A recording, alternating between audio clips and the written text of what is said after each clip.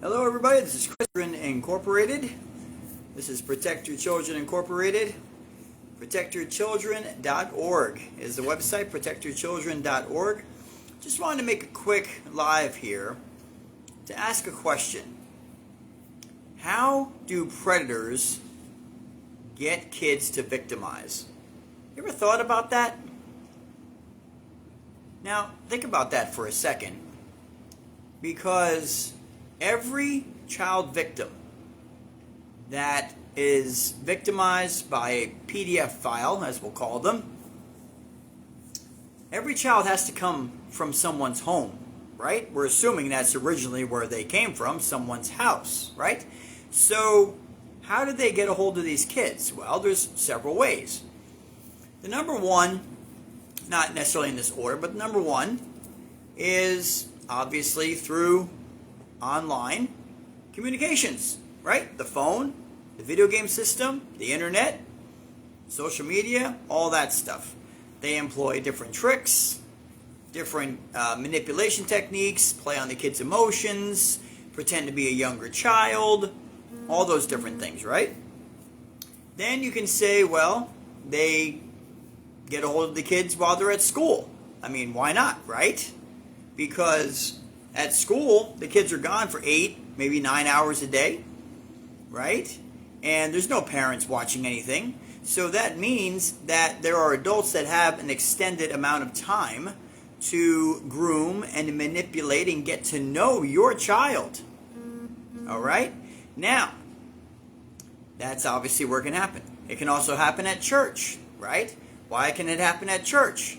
It can happen at church because people, parents, tend to feel like they just can trust people there, right? You can just trust people there, nothing to worry about. These are good people. They're God-fearing people, right? So the guard gets let down. But again, there is a certain amount of time, especially if there's week-long camps where they're going overnight away for a whole week long. Think about that, right? So there's an extended period of time where predators can have access to your kids and have plenty of time to talk to them, get into their emotions, start desensitizing them, try to demoralize them. These are all the tricks that the predators use, right? Desensitize, demoralize, hypersexualize, and then attack.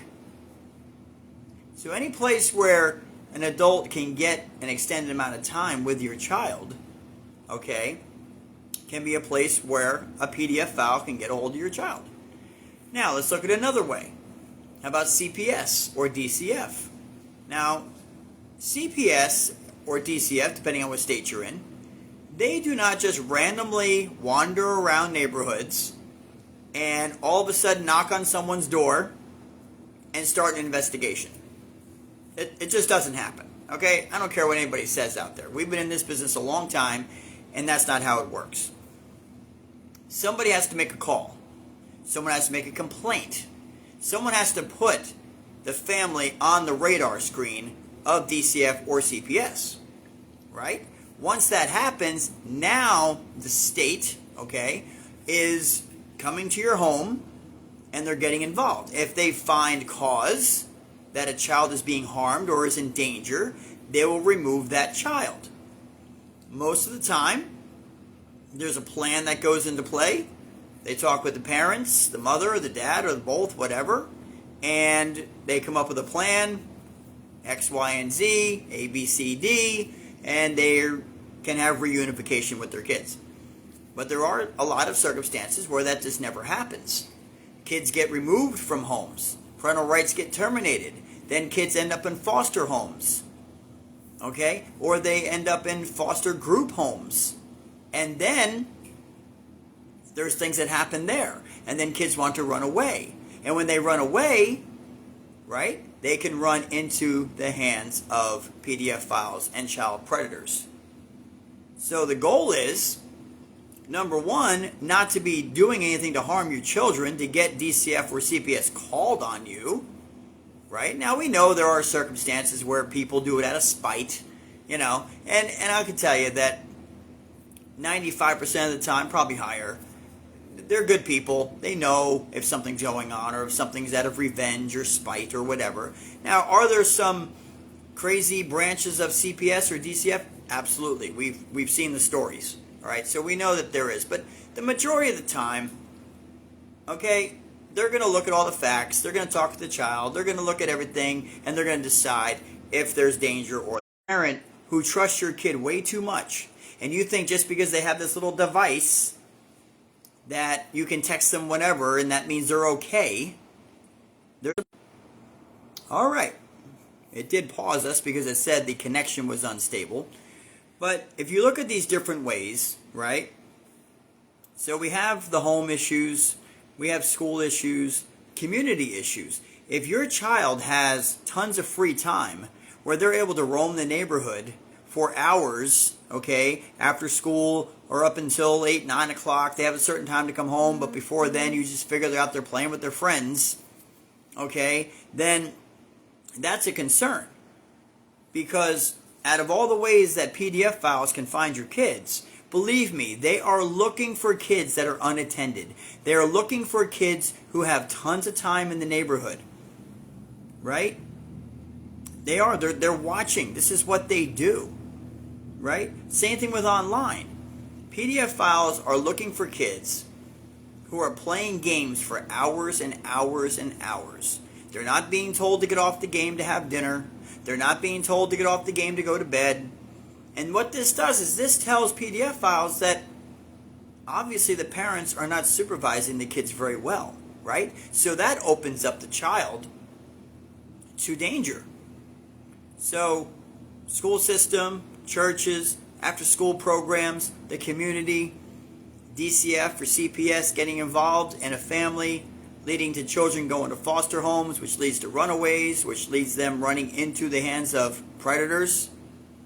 There's lots of ways that PDF files and child predators get a hold of kids to victimize.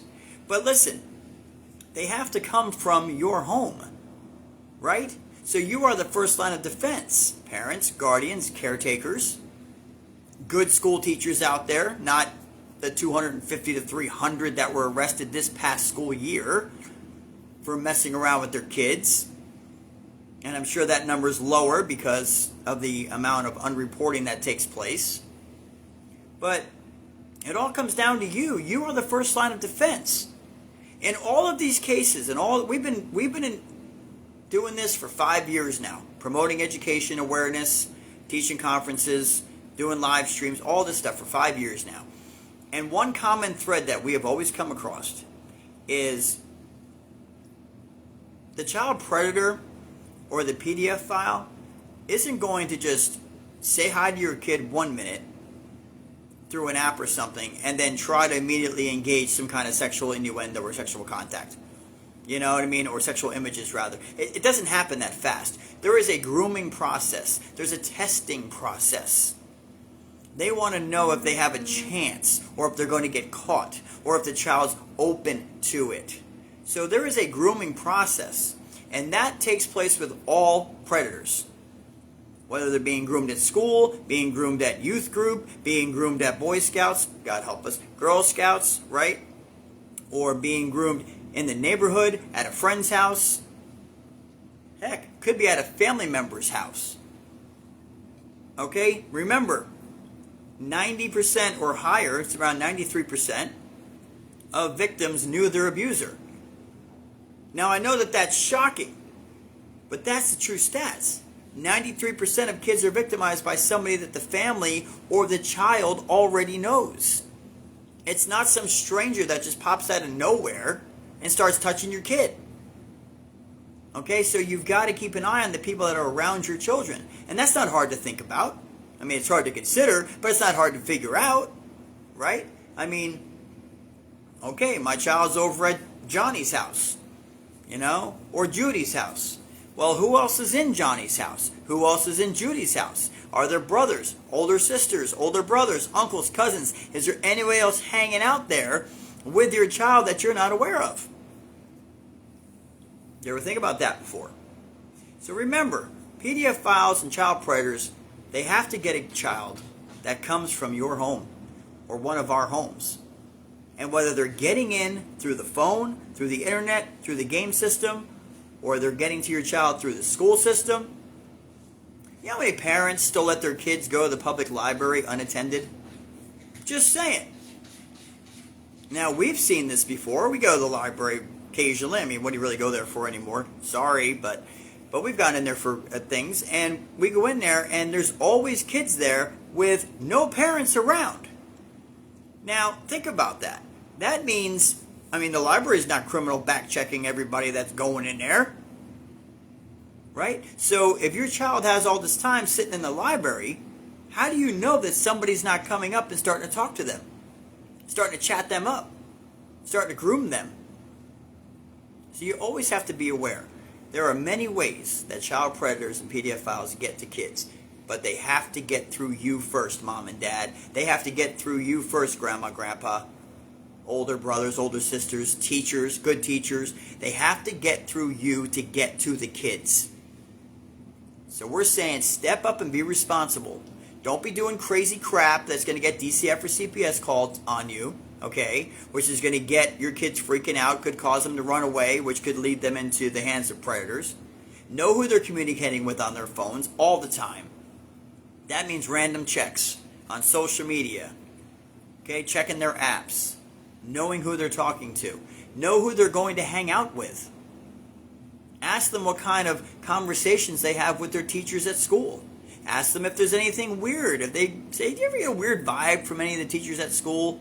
See what they say. Start the conversation. You got to be responsible about it. So anyway, we just wanted to bring that to you tonight. It was on our hearts, and we appreciate you checking in. And we ask that you would share this live stream, get it out to people that may not be thinking this is a problem. All right? Anybody who's on social media now, I'm sure you've seen the warnings. Okay, we have an epidemic of child predators out there. They have put themselves in places where children are, which means your kids need to be educated and aware on what to look for and on the traps, the tricks, the threats. Now, on our website, protectyourchildren.org, there is a page, a link, the In-Depth Protection Packet. It is an in-depth protection packet of guidelines that you can go over with your kids. It's age appropriate. Okay, nothing graphic in there, but it will teach your kids the tricks, the traps, and the threats, okay, to look for. Help them to identify potential pedophiles. Parents, it'll help you to know what to look for, to know how to ask the right questions. There's a whole lot of great information in there. So visit our website, protectyourchildren.org, click on the In-Depth Protection Packet, and go over it with your kids. It'll keep them safe online and in the community. So anyway, that's about it for tonight. Thank you guys. Keep an eye on our social media. If you haven't followed us, please click follow, click like, subscribe, all that good stuff, and we'll keep the education and the awareness coming. Take care, and God bless.